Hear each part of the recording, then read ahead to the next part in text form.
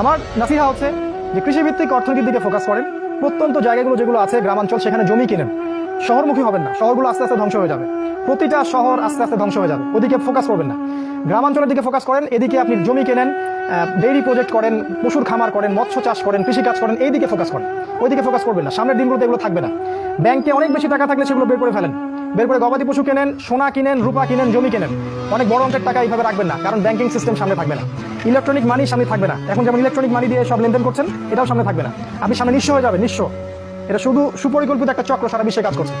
আর আস্তে আস্তে সামনের দিন যত আসবে, মুসলিমদের উপর নির্যাতন তত বাড়বে, এবং মুসলিমদের অবস্থা আস্তে আস্তে আরো খারাপ থেকে খারাপের দিকে যাবে, আরো বিভক্তি বাড়বে, আরো দেখবেন কত ফিতনা আকাশ থেকে পড়বে, আল্লাহ ভালো জানেন।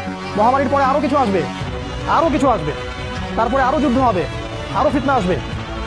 এক কথায় সারা বিশ্বে ফিতনা দিয়ে আরো ভরপুর হয়ে যাবে। সামনের দিনগুলো অত্যন্ত ভয়াবহ। এই জন্য প্রিপারেশন গ্রহণ করেন। আমি কিছু নাসিহা করলাম, এগুলো যদি আপনাদেরকে ফায়দা দিবে বলে মনে হয় আপনার কাছে, এগুলো অনুসরণ করতে চেষ্টা করতে পারেন। আর যদি মনে হয় এগুলোতে কোনো ফায়দা নাই, তাহলে আপনার কাছে কয়েকটা অপশন আছে। আপনি যেভাবে দুনিয়ার পিছনে ছুটছেন সেটাও ছুটতে পারেন, এক পর্যায়ে ছোট আপনার শেষ হয়ে যাবে মৃত্যুর মধ্য দিয়ে। অথবা আপনি আমার কথাগুলোকে যাচাই বাছাই করে মেনে চলার চেষ্টা করতে পারেন। তখনই এই কথাগুলো গ্রহণ করবেন যখন আপনার কাছে মনে হবে যে কথাগুলোর বাস্তবতা আছে, যুক্তি আছে।